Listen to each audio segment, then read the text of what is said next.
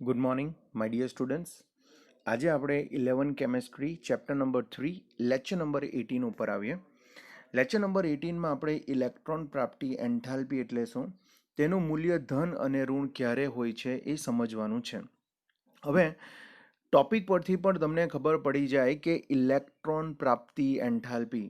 હવે ઇલેક્ટ્રોન પ્રાપ્તિ એન્થાલ્પી એટલે કે જે તે તત્વ શું કરશે, ઇલેક્ટ્રોન મેળવવા માટે જે પણ ઉર્જાનો ઉપયોગ કરશે, બરાબર. હવે એ ઉર્જા મુક્ત કરશે અથવા તો ઉર્જાનો સ્વીકાર કરશે, એ ઉર્જાને આપણે ઇલેક્ટ્રોન પ્રાપ્તિ એન્થાલ્પી કહી શકીએ છીએ. ઓકે, સો ઇલેક્ટ્રોન પ્રાપ્તિ એન્થાલ્પીની જો આપણે વાત કરીએ, તો આપણે એવું કહી શકીએ કે જ્યારે વાયુરૂપ તટસ્થ પરમાણુ એક્સમાં એક ઇલેક્ટ્રોન દાખલ થઈને ઋણાયન બને ત્યારે થતા એન્થાલ્પી ફેરફારને ઇલેક્ટ્રોન પ્રાપ્તિ એન્થાલ્પી કહેવામાં આવે છે. સપોઝ એમ સમજી લો કે આપણા પાસે કોઈ વાયુરૂપ તટસ્થ પરમાણુ છે. હવે એ વાયુરૂપ તટસ્થ પરમાણુમાં એક ઇલેક્ટ્રોન શું થાય, દાખલ થાય, અને એક ઇલેક્ટ્રોન દાખલ થઈને શું બને, ઋણાયન બને. હવે ઋણાયન બનવા માટે એન્થાલ્પીમાં થતો ફેરફાર એટલે આપણે એવું કહી શકીએ ઉર્જા મુક્ત બી થઈ શકે અથવા તો ઉર્જાનો શું થયો હોય, સ્વીકાર બી થયો હોય. પરિણામે એ ઉર્જામાં થતો ફેરફાર એટલે કે એન્થાલ્પીમાં થતા ફેરફારને આપણે ઇલેક્ટ્રોન પ્રાપ્તિ એન્થાલ્પી કહી શકીએ છીએ. હવે ઇલેક્ટ્રોન પ્રાપ્તિ એન્થાલ્પીની આપણે વાત કરીએ તો દાખલા તરીકે આપણે 17મો સમૂહ લઈએ. કયો લઈએ? 17મો સમૂહ લઈએ. 17મા સમૂહની ઇલેક્ટ્રોન રચના છે NH2NP5, બરાબર. 17મા સમૂહની ઇલેક્ટ્રોન રચના શું છે, તો NH2NP5 છે. હવે આ કક્ષકને જો અસ્તક રચના પૂર્ણ કરવી હોય તો એને એક જ ઇલેક્ટ્રોનની જરૂર પડે. એને શું છે, એક જ ઇલેક્ટ્રોનની જરૂર પડે. જો એ એક ઇલેક્ટ્રોનનો સ્વીકાર કરી લે તો NH2NP6 બની જાય, અને NH2NP6 બની જાય તો એ સૌથી સ્થાયી કક્ષક કહેવાશે. સૌથી શું કહેવાશે? સ્થાયી કક્ષક કહેવાશે. પરિણામે જો 17મા સમૂહે સ્થાયી થવું હોય તો એણે એક ઇલેક્ટ્રોન શું કરવું જોઈએ, મેળવવું જોઈએ. અને એક ઇલેક્ટ્રોન જ્યારે એ મેળવશે ત્યારે અમુક ઉર્જા શું કરશે, મુક્ત કરશે. એ ઉર્જાને આપણે એની ઇલેક્ટ્રોન પ્રાપ્તિ એન્થાલ્પી કહી શકીએ. શું કહી શકીએ? ઇલેક્ટ્રોન પ્રાપ્તિ એન્થાલ્પી કહી શકીએ. મેં આ વસ્તુ તમને વાંચીને સમજાવી શકું કે પરમાણુ કેટલી સરળતાથી એટલે ઇલેક્ટ્રોન પ્રાપ્તિ એન્થાલ્પી એટલે પરમાણુ કેટલી સરળતાથી ઇલેક્ટ્રોન સ્વીકારીને ઋણાયન બને. પરમાણુ દ્વારા ઇલેક્ટ્રોન ગ્રહણ કરવાની પ્રક્રિયા ઉષ્માક્ષેપક હોય એટલે કે પ્રક્રિયા દરમિયાન ઉર્જા મુક્ત થાય એને આપણે કહી શકીએ ઉષ્માક્ષેપક હોય. તો સરળતાથી ઇલેક્ટ્રોન ગ્રહણ થઈ જશે અને ત્યારે ઉર્જા મુક્ત થશે. આવી અવસ્થામાં ઇલેક્ટ્રોન પ્રાપ્તિ એન્થાલ્પી ઋણ હોય છે. એટલે સમૂહ 17માં જે છે તમને ઇલેક્ટ્રોન પ્રાપ્તિ એન્થાલ્પી શું મળશે, ઋણ મળશે. પરંતુ અમુક એવા પણ છે કે જેમાં ઇલેક્ટ્રોન ગ્રહણ કરવું બરાબર શું છે, ડિફિકલ્ટ છે. અને ઇલેક્ટ્રોન ગ્રહણ કરવા માટે આપણે ઉર્જા આપવી પડે. તો એ પ્રક્રિયા જે છે ઉષ્મા શોષક છે. અને ઉષ્મા શોષક છે તો એવી પ્રક્રિયામાં ઇલેક્ટ્રોન જ્યારે ગ્રહણ થશે ત્યારે ઉર્જાનું શોષણ થશે, ત્યારે તમને ઇલેક્ટ્રોન પ્રાપ્તિ એન્થાલ્પી ધન મળશે. તો ધ્યાન રાખજો, ઇલેક્ટ્રોનનું સરળતાથી સ્વીકાર થાય તો એ તમારી ઉષ્માક્ષેપક પ્રક્રિયા કહેવાય, અને ઉષ્માક્ષેપક પ્રક્રિયા માટે એન્થાલ્પી તમારી ઋણ આવશે. પર ઇલેક્ટ્રોન ગ્રહણ કરવાની ક્ષમતા મુશ્કેલ હોય તો એ પ્રક્રિયા ઉષ્મા શોષક આવશે અને એની ઇલેક્ટ્રોન પ્રાપ્તિ એન્થાલ્પી ધન આવશે. અને એના એક્ઝામ્પલમાં આપણે ઉમદા વાયુ એટલે કે 18મા સમૂહની વાત કરી શકીએ. કેમ કે 18મા સમૂહની ઇલેક્ટ્રોન રચના છે NH2NP6. હવે NH2NP6 હોવાથી સપોઝ જો એમ સમજી લો કે આ એક ઇલેક્ટ્રોન જો મેળવે તો નવો દાખલ થતો ઇલેક્ટ્રોન એને નવી કક્ષકમાં દાખલ કરવો પડે, અને નવી કક્ષકમાં એ દાખલ કરશે તો એ અસ્થાયી બને. પરિણામે આપણે એવું કહી શકીએ ઉમદા વાયુ ઇલેક્ટ્રોન મેળવવાની કે સ્વીકારવાની વૃત્તિ ધરાવતા જ નથી. હવે પરિણામે જો એમાં તમે ઇલેક્ટ્રોન ઉમેરવાનો પ્રયત્ન કરશો તો ઉમેરવા માટે તમારે ઉર્જા આપવી પડશે. ઉર્જા આપવી પડે તો પ્રક્રિયા શું બનશે, ઉષ્મા શોષક બનશે, અને એની ઇલેક્ટ્રોન એન્થાલ્પી તમને શું મળે, ધન મળશે. તો ધ્યાન રાખજો, સમૂહ 18માં જ તમને ઇલેક્ટ્રોન પ્રાપ્તિ એન્થાલ્પીનું મૂલ્ય ધન મળે છે.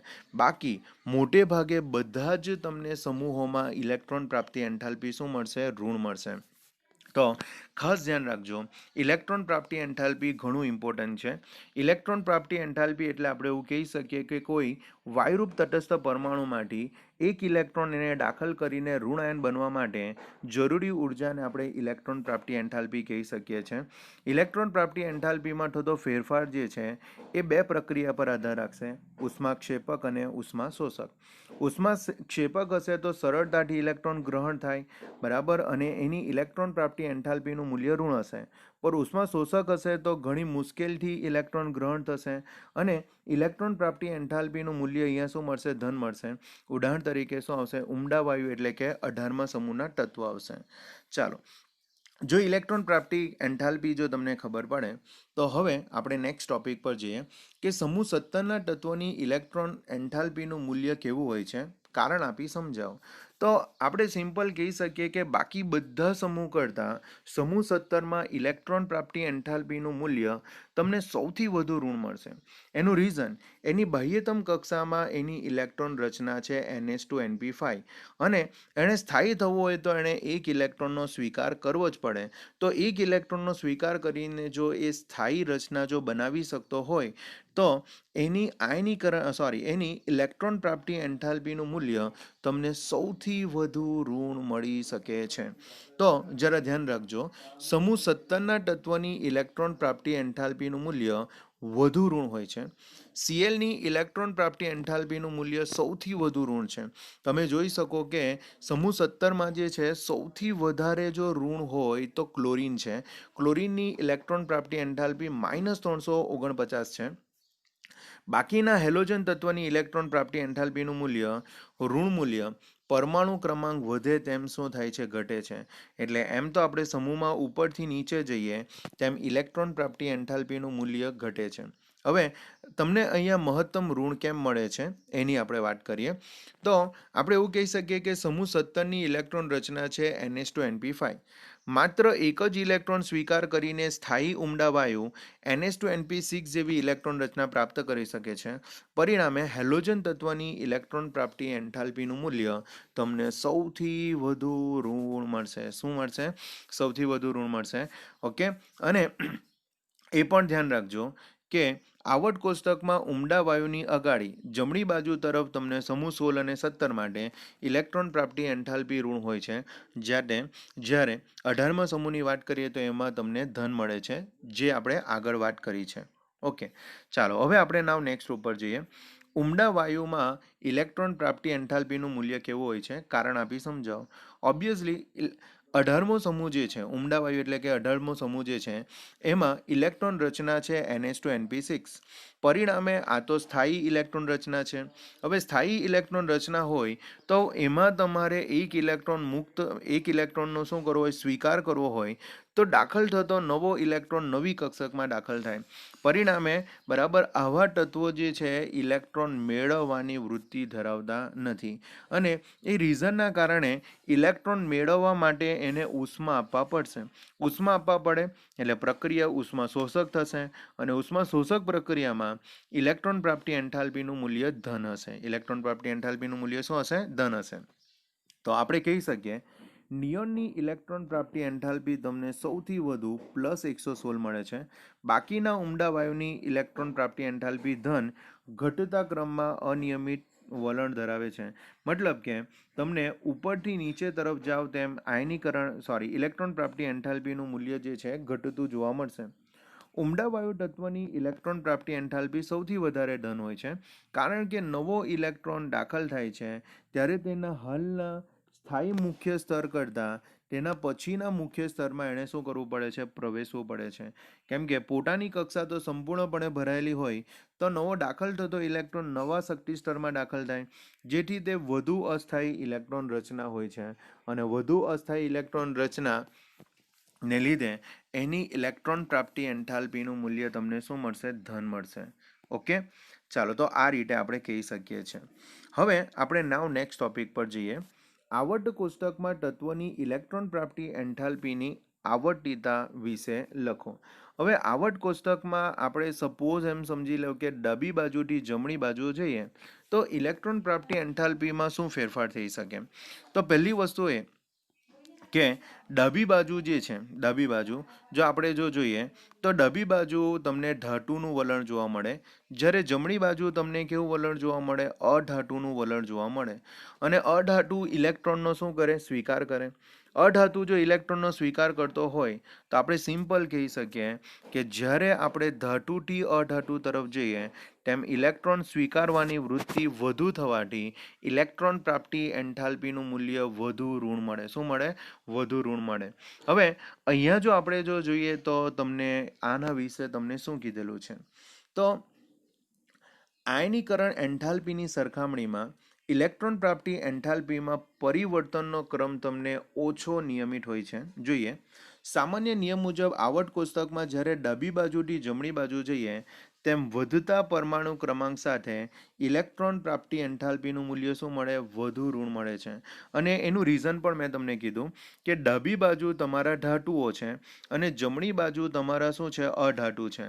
હવે અધાતુ ઇલેક્ટ્રોન મેળવવાની વૃત્તિ વધારે રાખે અને અધાતુ ઇલેક્ટ્રોન મેળવવાની વૃત્તિ વધારે રાખતા હોય તો એની ઇલેક્ટ્રોન પ્રાપ્તિ એન્થાલ્પીનું મૂલ્ય પણ વધુ ઋણ મળે. પરિણામે તમે ડાબી બાજુથી જમણી બાજુ જશો તેમ ઇલેક્ટ્રોન પ્રાપ્તિ એન્થાલ્પીનું મૂલ્ય તમને ઋણ થતું જાય છે. કારણ કે ડાબી બાજુથી જમણી બાજુ તરફ જતાં અસરકારક કેન્દ્રીય વીજભાર વધે, એટલે કેન્દ્રનો વીજભાર વધશે. પરિણામે નાના પરમાણુમાં ઇલેક્ટ્રોન ઉમેરવાનું શું બને? સરળ બને. કેમ કે કેન્દ્રીય વીજભાર વધશે એટલે ધન વીજભાર વધે. ધન વીજભાર જેટલો વધશે તેટલું વધારે ઇલેક્ટ્રોનને આકર્ષણ કરી શકશે અને વધારે ઇલેક્ટ્રોન એટલે આકર્ષણ કરી શકતો હોવાથી ઇલેક્ટ્રોન પ્રાપ્તિ એન્થાલ્પીનું મૂલ્ય વધુ ઋણ મળશે. તેથી દાખલ થતો ઇલેક્ટ્રોન તમને ધન વીજભારની શું મળશે? વધુ નજીક મળશે. ફોર એક્ઝામ્પલ, બરાબર, લિથિયમથી આપણે ઓક્સિજન જઈએ તો એની વેલ્યુ વધુ ઋણ થાય.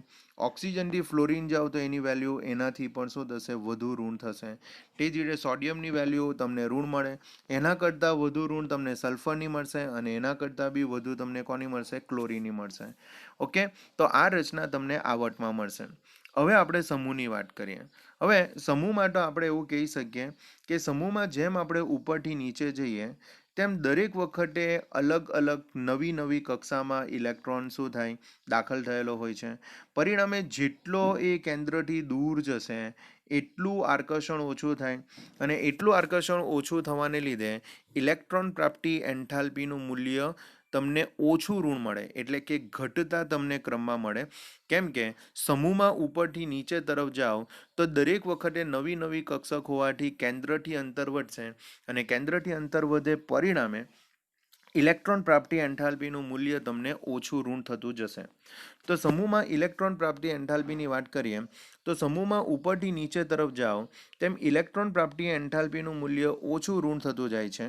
કારણ કે સમૂહમાં પરમાણ્વીય કદ વધે છે. કેમ કે સમૂહમાં ઉપરથી નીચે તરફ જશો તેમ તેમ દરેક વખતે કદ શું થતું જશે? વધતું જશે અને દાખલ થયેલો ઇલેક્ટ્રોન કેન્દ્રથી શું જાય છે? દૂર જાય છે. હવે કેન્દ્રથી દૂર જશે પરિણામે આકર્ષણ ઓછું થવાથી તમારું ઇલેક્ટ્રોન પ્રાપ્તિ એન્થાલ્પીનું મૂલ્ય પણ તમને શું મળશે? ઓછું ઋણ મળશે.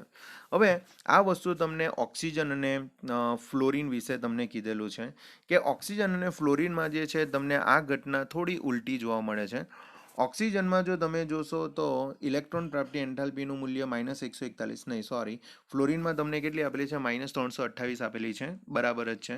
તો આપણે જોઈએ ઓક્સિજનની ઇલેક્ટ્રોન પ્રાપ્તિ એન્થાલ્પી તેના પછીના તત્વ સલ્ફર કરતાં શું મળે? ઓછી મળે છે. કેમ કે ઓછી ઋણ થાય છે.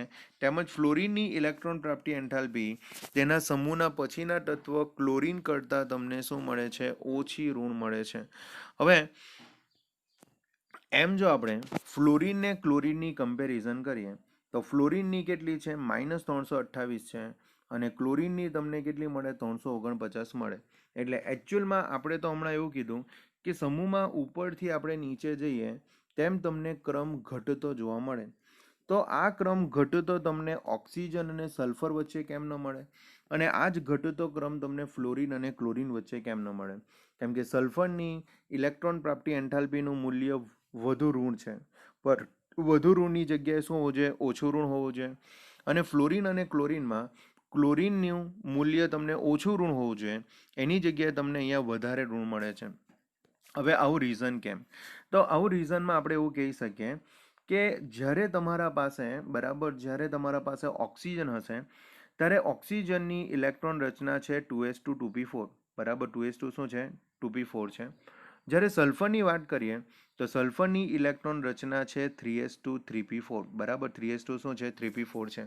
હવે જ્યારે 2s2 2p4માં મેં એક ઇલેક્ટ્રોન દાખલ કરું બરાબર અને 2s2 2p5 થાય તો 2s માટે એટલે કે 2s કક્ષક જે 2s અને 2p કક્ષક જે છે એમનો વિસ્તાર ઓછો છે અને વિસ્તાર ઓછો હોવાને કારણે નવો દાખલ થતો જે ઇલેક્ટ્રોન જે છે એ 2s અને 2p દ્વારા વધારે અપાકર્ષણ અનુભવે વધારે અપાકર્ષણ અનુભવતો હોવાથી તે સરળતાથી ઇલેક્ટ્રોન મેળવી શકતા નથી અને સરળતાથી ઇલેક્ટ્રોન મેળવી ન શકે એટલે એનું ઇલેક્ટ્રોન પ્રાપ્તિ એન્થાલ્પીનું મૂલ્ય તમને ઓછું ઋણ મળે. હવે આ જ વસ્તુ મેં 3s2 3p4ની વાત કરું તો ત્રીજા ક્વોન્ટમ અંકમાં તમને 3s 3p અને શું મળી શકે 3d મળી શકે. તો આ કક્ષકમાં ટોટલ એટલે આ કોષમાં ટોટલ 18 ઇલેક્ટ્રોન સમાઈ શકે જેમાંથી બરાબર અહીંયા તમારા 6 જ ઇલેક્ટ્રોન છે. હવે 6 ઇલેક્ટ્રોનમાં તમે એક વધારાનો ઇલેક્ટ્રોન તમે 7 બી ઉમેરશો તો એ બાકીના બધા કરતાં એટલે બાકીના બીજા બધા જે ઇલેક્ટ્રોન છે એ ઇલેક્ટ્રોન દાખલ થયેલા ઇલેક્ટ્રોન પર ઓછું અપાકર્ષણ કરી શકશે કેમ કે એ કોષમાં ઇલેક્ટ્રોન સમાઈ શકે એવી શક્યતા કેટલી છે 18 અને તમે જે દાખલ કરો છો એ તો 7મો ઇલેક્ટ્રોન દાખલ કરો છો પરિણામે ઇલેક્ટ્રોન વચ્ચે એટલો અવકાશ હશે કે એમાં અપાકર્ષણ તમને ઓછું મળશે. અપાકર્ષણ ઓછું મળે એનો મતલબ ઇલેક્ટ્રોન એમાં દાખલ થઈ શકે ઇલેક્ટ્રોન દાખલ થઈ શકતો હોય તો એની ઇલેક્ટ્રોન પ્રાપ્તિ એન્થાલ્પી વધુ ઋણ મળે. પણ 2s2 2p4 જે છે એમાં 6 ઇલેક્ટ્રોન છે અને વધારેમાં વધારે ઇલેક્ટ્રોન 8 આવી શકે વધારેમાં વધારે ઇલેક્ટ્રોન કેટલા આવી શકે 8 આવી શકે. હવે 8માંથી 6 ઇલેક્ટ્રોન તો છે સપોઝ મેં બીજો એક ઇલેક્ટ્રોન દાખલ કરું તો આ 6 ઇલેક્ટ્રોન જે છે એ દાખલ થયેલા ઇલેક્ટ્રોનને વધુ અપાકર્ષણ કરશે અને વધુ અપાકર્ષણ કરશે એ રીઝનના લીધે જે છે તમારી ઇલેક્ટ્રોન પ્રાપ્તિ એન્થાલ્પી તમને ઓછી ઋણ મળશે. તો સિમ્પલ કોન્સેપ્ટ તમે ધ્યાન રાખજો કે જે ઓક્સિજન બરાબર અને ફ્લોરિન છે એ મુખ્ય ક્વોન્ટમ અંક 2માં છે અને મુખ્ય ક્વોન્ટમ અંક 2માં તમને ઓછો વિસ્તાર મળશે બરાબર ભ્રમણ કરવા માટે શું મળે ઓછો વિસ્તાર મળે પણ બરાબર જેનો મુખ્ય ક્વોન્ટમ અંક 3 છે એમાં મેક્સિમમમાં મેક્સિમમ 18 ઇલેક્ટ્રોન સમાઈ શકે જેમાં બરાબર 6 ઇલેક્ટ્રોન પછી તમે એક ઇલેક્ટ્રોન વધારે બી ઉમેરશો ને તો એના પાસે એટલો મોટો વિસ્તાર છે કે ઇલેક્ટ્રોન ઓછું અપાકર્ષણ અનુભવે અને ઇલેક્ટ્રોન સરળતાથી એમાં દાખલ થઈ શકે. પરિણામે n બરાબર 3 ક્વોન્ટમ અંક ધરાવતા સલ્ફર અને ક્લોરીનમાં મુક્ત અવકાશ વધારે અને અપાકર્ષણ ઓછું થવાને કારણે ઇલેક્ટ્રોન સરળતાથી દાખલ થઈ શકશે અને સરળતાથી દાખલ થઈ શકે પરિણામે એની ઇલેક્ટ્રોન પ્રાપ્તિ એન્થાલ્પી ઓક્સિજન અને ફ્લોરિન કરતાં વધુ મળશે.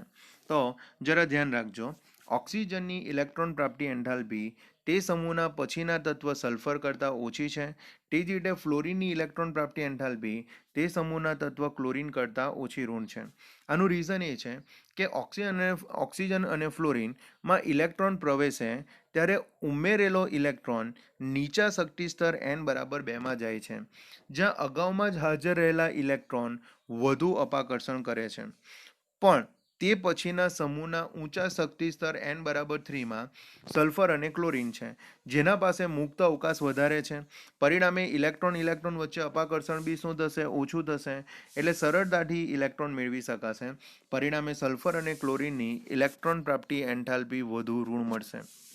તો ધ્યાન રાખજો ઓક્સિજન અને ફ્લોરિન પાસે નીચા શક્તિ સ્તરમાં તમને વિસ્તાર ઓછો મળશે અને વિસ્તાર ઓછો હોવાને કારણે વધુ અપાકર્ષણ થાય જ્યારે એના પછીના n બરાબર 3 શક્તિ સ્તરમાં ઇલેક્ટ્રોનનો અવકાશ મોટો હોવાથી અપાકર્ષણ ઓછું થવાથી ઇલેક્ટ્રોન બરાબર સરળતાથી દાખલ થશે અને પરિણામે એની ઇલેક્ટ્રોન પ્રાપ્તિ એન્થાલ્પી અનુક્રમે ઓક્સિજન અને ફ્લોરિન કરતાં તમને વધુ ઋણ મળશે ઓક્સિજન અને ફ્લોરિન કરતાં શું મળશે વધુ ઋણ મળશે.